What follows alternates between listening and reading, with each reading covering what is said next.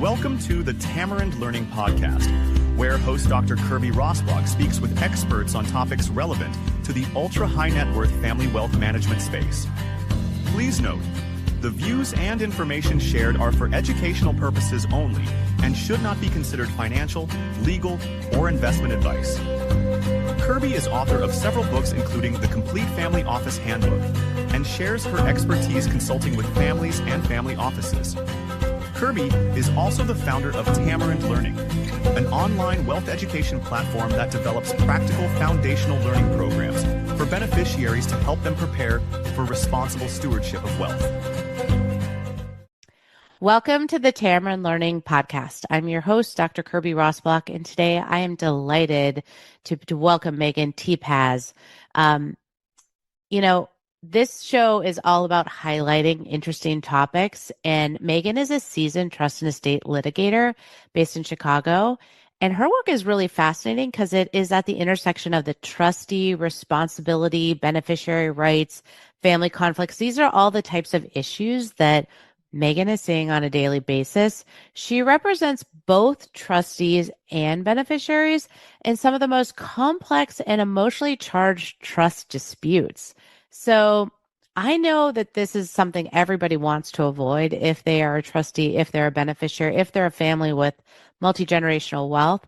But I think it's so important that you also advise families and fiduciaries before disputes erupt. And Megan brings a rare combination of this legal rigor, real-world family enterprise insight, and a deep appreciation for kind of the human dynamics behind wealth governance and legacy. So today we're talking about this very interesting topic of trustee-beneficiary relationships and when they get sticky.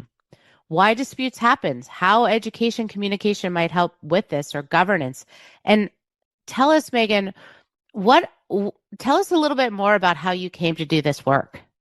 Sure. And thank you so much for having me, Kirby. I'm really excited to be here. As you know, I love talking about this topic. It is something that I've been practicing for several years and really do love this area of law. Particularly because it touches on these family dynamics. I mean, law and contract can be quite dry sometimes. And when you have more personal relationships behind it, it's more nuanced, it's more interesting, and I can bring a lot more help to a situation, I think, in that context. Amazing. So you spend, back to this whole trust dispute area, you spend a lot of time here. And from your vantage point, what are the most common early warning signs that a trustee-beneficiary relationship is headed towards conflict? Yeah, I mean, when I get a call from a trustee or a beneficiary, typically it's already well on the road to a conflict. Unfortunately, often they don't call kind of quite soon enough to avoid conflict. Not always. But, when I get a call from, a beneficiary and they're telling me things like, trustees refusing to give me X, Y, and Z. And X, Y, and Z seems fairly reasonable. That's obviously a sort of a red flag. Beneficiaries saying things like, if the trustee won't give me this, they must be hiding something. I hear that a lot. That is a huge red flag. Because sometimes there may be a very legitimate reason why the trustee is not providing that. But that shows a communication breakdown right up front. If there's a legitimate reason not to give something and the beneficiary is interpreting that as they must be hiding something, that's a huge problem. And I do get a lot of calls that sound similar to that.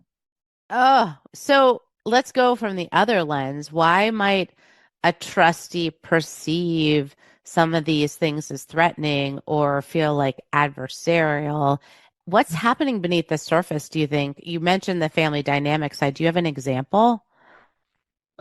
Yeah, so I guess to answer your first question, beneficiaries are entitled to information about trusts, right? I mean, we all know that instinctively. But trustees can often feel sort of cornered when beneficiaries ask for information. Not saying that is justified or they should feel that way, but we're humans, right? Beneficiaries, trustees, they're still just people. And so often trustees can feel like they're being second guessed or questioned or, accused of wrongdoing implicitly when beneficiaries are really just trying to get information. So again, that's kind of a communication breakdown, but trying to understand each perspective it can feel trustees can feel defensive when they're getting peppered with questions, and that can be tempered by kind of the way questions are being asked. And it also can go the other way if you're asking them in a certain way that could increase defensiveness. So there's ways to kind of mitigate some of this. But that is one reason why I think some of these trustees kind of get their back up against a wall when questions are coming from beneficiaries. So, like a request to see a trust document, do you think that would get the hackles up of a trustee potentially?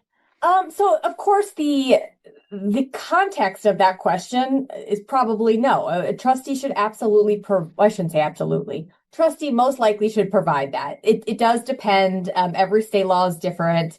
If you're a beneficiary who just gets a specific request in a trust, you may not be entitled to the entire trust document. So there's nuances to all that. But just asking for the trust document, that seems like a reasonable question the way you posed it. I'll leave it at that. That is a fairly reasonable question, and you should, expect a trustee to provide that. Okay.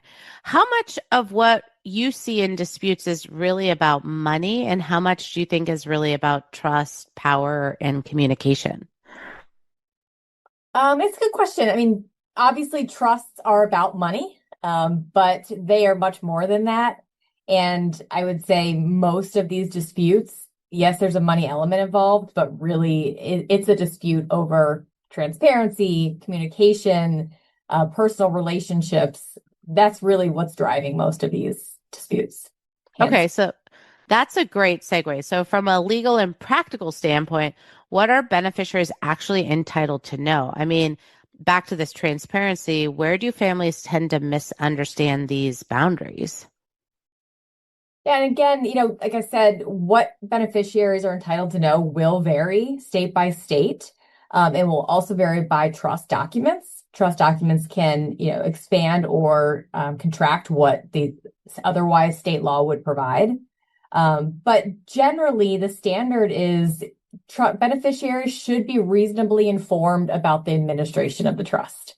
Okay. And where a lot of misunderstanding comes in is the fact that is so almost circular and vague, and there just are not bright line rules about what is reasonably informed and what that means. And it is just absolutely going to vary in every circumstance.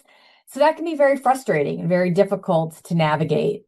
There's an example, a pretty famous case here in Illinois where it's several years old now, and if I'm remembering all the facts correctly, the trustee did not inform the beneficiary of a reorganization of a family business that the beneficiaries were shareholders of. The trustee had an explanation for it, saying, had I told you, you might delay the closing and you wouldn't end up benefiting from these tax breaks that otherwise you would be able to get if I just went ahead and did this. Seems like a reasonable explanation, but courts found no, that you can't not tell the beneficiary something that will affect their interests, even if you have maybe a good reason to do so. So that's an example where beneficiary or trustees really should have provided that information up front. That's so insightful. So, what advice do you give beneficiaries who want to be more informed and engaged without escalating tensions or being labeled as difficult or entitled? So, how do you handle that? Yeah, again, that kind of goes to the relationships between the beneficiary and the trustee, and you need to make sure that relationship is well maintained. Kind of early on in the process, if a beneficiary wants to be more involved or wants to be informed, they should approach the trustee and tell them that and say, hey, this is what I would like to be involved. I'd like information. How do we want to go about doing this? And come up with kind of a protocol. And that may sound somewhat formal, but it really does help to kind of keep tensions down when everyone knows what to expect. And so when I say protocol, things like, suggesting, hey, can we have a quarterly meeting in person? Or how about every month I send you an email with questions I have? And that can just sort of set the tone so you know what to expect, and avoid things like, a beneficiary emailing a trustee every single day with a new question, even if every one of those questions is reasonable, is going to be irritating, frustrating, and it's going to go off the tracks pretty quickly. So setting that kind of cadence and that protocol up front is really helpful. So that's something that you think the trustee would do and set the cadence, or do you think it's really asking the beneficiary, hey, let's talk about like co-create it together? How do you see that happening mostly? Yeah, I think it could definitely be co-created. It should be something along the lines of, hey, this is what I'm thinking, whether it's monthly, quarterly, every communications via email, whatever it is.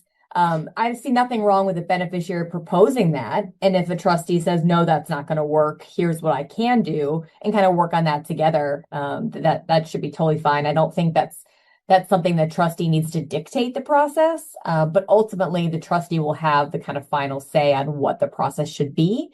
But in order for it to be most effective, it should be kind of co-created, I would say. Yeah.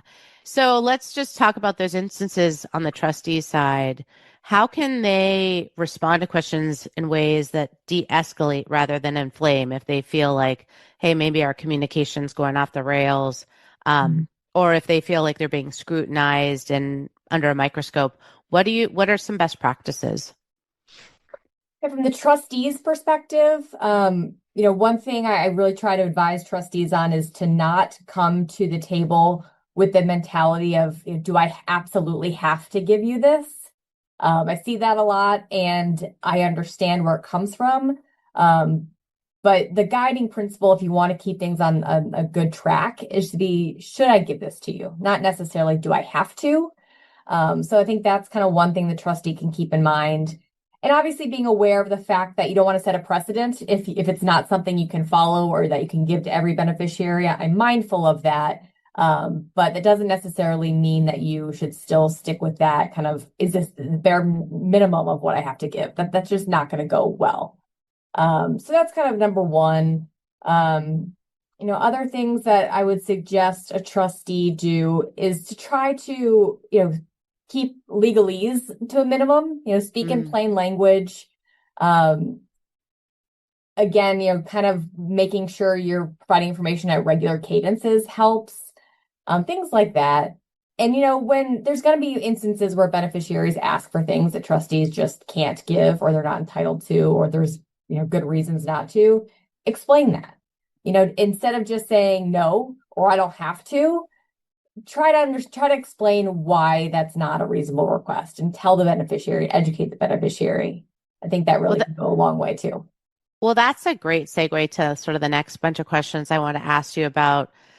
Really, how does that trustee beneficiary relationship inform and prepare a beneficiary? Because, right, so much of the authority is at one level, and, the beneficial owner or, party that will receive may or may not know all the responsibilities of that trustee. Let's just talk about like releases, for example. Can you explain what they are, why they might come up in a beneficiary trustee relationship, and why it's so important to understand how they're used so that the beneficiary doesn't get like freaked out or upset? Mm-hmm. Releases are a critical point of trustee and beneficiary communications, I think. And when we talk about releases, it's really a document that does release a trustee from liability, and meaning that beneficiary can't later sue the trustee. So it's kind of a scary thing sometimes for beneficiaries. You're giving up your right to sue a trustee. And so releases really come into play with annual accountings. Often they will be requested at the time of an annual accounting, or when a trustee provides a distribution. Those are two periods of trust administration where trustees will often ask for releases. And I'll note that, when the trustee is a corporate trustee, like a bank, you can almost always expect a release request to come with a distribution request or an annual accounting. It's not necessarily the case with all individual trustees. I think it's probably more of 50-50. I know I have a lot of individual trustees that do not request releases in those regular cadences like that. But banks have standard protocols that they follow, and request for releases is absolutely one of them. So a little tangent aside there. But yeah, going back to kind of what they are, they do release a trustee from liability. That is beneficiary saying, I'm not going to sue you for conduct later down the road. So when a trustee is asking a beneficiary to sign one of those, I think it's really incumbent upon the trustee to make sure the beneficiary understands what it is. It will help it be enforceable down the road. And because it is a document that a beneficiary is signing to give up rights, it's important that they understand it. Yeah. And it sounds like you're also talking about they come in connection to a trigger event. So like a distribution or a trust termination or, a judicial settlement. So something that's happening. And then if the beneficiary is not really clear, and prior to our earlier conversation about if you don't have good communication and they're like distrusting, they could totally take that the wrong way. And I could see this being a flashpoint getting to a dispute. Do you see that happening? Yeah, no, absolutely. I think this may be kind of one of the number one areas where tensions can start to rise and beneficiaries can really start getting suspicious of trustees. And it's unfortunate because I do think this is an area where education helps kind of illuminate what these are and why maybe they're not as scary as they initially appear. But going back to what I said, I think in the first question, when beneficiaries call, often they say the trustee must be hiding something. That like inclination and suspicion starts to grow when a trustee puts a piece of paper in front of you that says, sign this, you're releasing me from any and all wrongdoing. Immediately, if you don't know what that is and kind of the law behind it, like your spidey sense is going to go up. It's understandable. So it sounds like the trustees really, it behooves them to do a lot of education before. What have you seen really good trustees do in terms of communicating, preparing, so that that release isn't a surprise and it doesn't set somebody off? Yeah, and I would caveat that a little bit with when trustees are asking a beneficiary to sign a release, they absolutely should explain what they are. But this is an area where technically the beneficiary and trustee are sort of adverse to each other. So this is a good time and opportunity for beneficiaries to get independent counsel and have them review the release. It doesn't relieve the trustee from its obligation to kind of tell beneficiaries what this is and make sure that they're comfortable with it. But it's not necessarily incumbent on the trustee to sit down and explain, hey, this is everything you're going to be releasing me from, and this is the legal implication of this. Those are questions more for an attorney that represents the beneficiary. So it's a little bit of a gray area there, but that definitely is kind of where an area where I think beneficiaries can benefit from talking to counsel. So what if they're not comfortable and they're like, I don't want to sign this release. I got counsel from a third party and I'm uncomfortable. What happens then? Yeah, so if a beneficiary just does not want to sign the release, there must be a reason. If they've obtained independent counsel and the counsel is advising not to sign it, at that point, the primary alternative is to go to court and to ask a court to, look at whatever the trustee may be asking to be released from, whether it's an accounting, whether it's, distribution, and have a court look at it, and the court will either sign off on it or say, no, there's something going on here. So unfortunately, that can be an expensive alternative, and it can be an alternative that escalates tensions. I mean, you're getting lawyers involved, up front, and you are taking things to court, putting things in public filings. So it's not a great alternative, but to be honest, that is the primary alternative to signing releases. A trustee who wants one is not going to just let it go. There are some potential other options.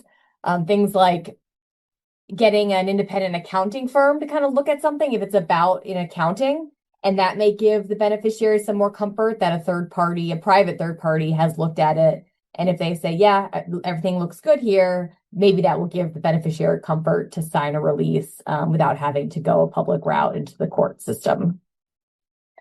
So I know a lot of your practice is not just in the courtroom. It's actually trying to mitigate escalating disputes.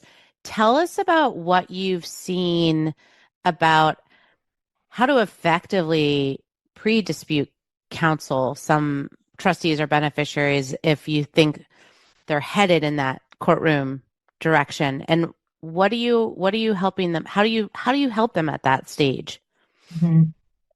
So when I do get calls kind of before litigation is triggered or really on the cusp of litigation, often, I guess that's the first point.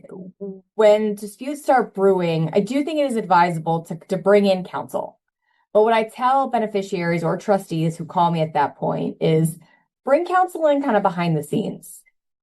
Threatening litigation or threatening to bring in your lawyer to the other side is really not a good play. It escalates things. So you can hire counsel, but you don't need to email the trustee saying, I'm going to sue you and I'm going to bring in counsel. Leave that aside, call counsel, get independent, advice, and have someone helping you and guiding you, but don't necessarily broadcast that because that really can escalate tensions.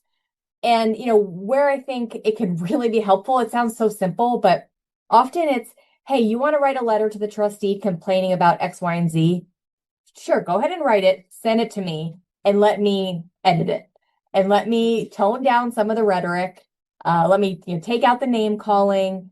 And, let me make sure you're not saying things that if it does get into litigation is going to come back to bite you. And in the inverse, let me make sure we're saying the right things to protect our rights. And you can flip that. I do the same thing for trustees. It's like I said, trustees are people too, and beneficiaries are people too. So it's just wild, but understandable how much personal emotions get into trust documents and trust correspondence, and all that needs to be pulled back. And sometimes it does take counsel getting involved and sort of just kind of being the neutral party in the room, again, like from behind the scenes, but to say, hey, I think you're letting your emotions get in the way a little bit here. We don't need to be so aggressive with the beneficiary in our response. And I do think that's where good counsel can really help. Good lawyers are not hired just to like do everything the client wants and go full aggressive on the other side. Sometimes good counsel means advising the client that, hey, yeah, I think your personal feelings are getting in the way here. Let's talk about this. And just kind of that process of ghostwriting correspondence can really de-escalate in a really effective manner. That's so powerful. I know that obviously I'm very focused around the education front, but have you seen an example where that extra education around fiduciary duty, governance, the trust mechanics has really changed the long-term trajectory of a family's wealth transfer plans or their legacy? And can you give us an example of like what you've seen that's really moved the needle? Yeah, so I think generally what's important to realize is trust law is complicated. And not only is it complicated, it's relatively new. And there are not a lot of black and white rules. There's state laws, there's state case law, there's the trust document. So there's a lot of different pieces to it. And I say all that because what that means is it's not surprising that beneficiaries and trustees may have a different understanding of what they should be doing or what is required. Frankly, lawyers have a different understanding from each other often. It's just the nature of this type of law. So just even understanding and being educated on the fact that that is true, and there's a lot of gray area here, and there's a lot of nuance. I think just having that understanding can really help, because sometimes beneficiaries have an attitude of, hey, this is my money. You trustee work for me. Therefore, you do what I tell you. And when I ask something, you give it to me. And when I say jump, you say how high. And that's just not the law. The whole trust corpus may ultimately go to beneficiary, but the trustee has a job to do, and there are parameters that trustee has to work within. So just even understanding kind of that nuance of things, I think, can be really helpful. There's also kind of on the education on the planning side. That gets a little bit outside my zone. I don't plan. I don't draft wills. I don't draft trusts. But I do obviously litigate them, and I see them often.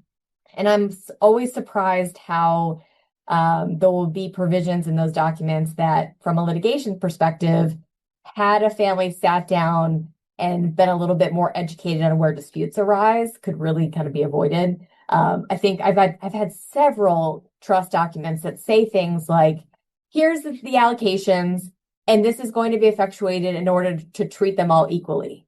And I understand where that impulse comes from. You want to broadcast to your children, you're treating everyone equally. But that type of terminology can wreak havoc and cause such problems, because if the distributions that you just laid out actually are not equal, and then you followed by the sentence saying they're all going to be equal, all of a sudden you have an ambiguity in the trust. So that kind of education piece, I think, can really be helpful too. And that just involves reviewing the documents with your family kind of earlier on in the process, discussing inheritance, discussing succession. That type of education, I think, is, invaluable. Yeah, I'm so on page with you. And I can imagine it is those family dynamics. It is those expectations. It is some level of entitlement that I think this is what I should be getting. Mm-hmm. And then if it's not really clearly aligned and the paper and the conversations don't line up, that would be a recipe for a lot of family turmoil. You've seen those family dynamics up close. How do old family roles, sibling patterns, generational baggage show up in these trust disputes? Yep, they are always there. It's the short answer. They are absolutely always there, whether people recognize it or not. Um, and a couple examples come to mind. I have one case where one sibling was named a trustee over the other sibling, and it was quickly apparent that the trustee sibling very much kind of felt like second fiddle growing up to the other sibling. The other sibling was involved in the family business. The trustee sibling was not. And those dynamics so quickly came to the surface. And the way it sort of came out was that the trustee sibling, whether intentionally or not, was using this kind of now power dynamic to kind of get back at sibling, the beneficiary sibling. That's exactly what happened. It just unfolded like that. From a third party's perspective, it was very obvious. So that sort of sibling rivalry prior to the trust becoming irrevocable and the trustee, becoming that position, really kind of took that power dynamic and abused it, I would say. And, I've also seen examples where it's not so malicious, but the sibling relationship still comes out in other ways. Mm. I had this one matter so interesting to me because one of the trustees was just closer to some of the siblings than others for no malintent, no turmoil, but they were just closer. And so that ended up being a recipe for those siblings who were closer to each other, getting more information about the trust just by virtue of more discussions with the trustee. And the other siblings who just weren't close weren't getting that. And ultimately that didn't end up into a big dispute. But if it had become a dispute, that could be something very easily to point to. The beneficiary could say, look, that trustee is violating the duty of blanking on the term here, the duty of impartiality. Sorry. And there was no ill intent there, right? But it is a breach of the trust code to treat some beneficiaries better than others. So that's another example where sibling relationships can show themselves in the trustee and beneficiary relationship and ultimately, show themselves in a bad light. So fascinating. This is such a rich conversation, and I could talk to you for so long. I want to switch gears and just do a quick lightning round of some quick question answer responses, and just let me know what comes to mind. One mistake beneficiaries make that unintentionally escalates conflict. Name calling and accusing the trustee of wrongdoing, too early on. Yeah. Yeah, name calling, not so good. No, adults still do it, if you can believe that. I know. It's crazy. One thing trustees wish beneficiaries understood about their role.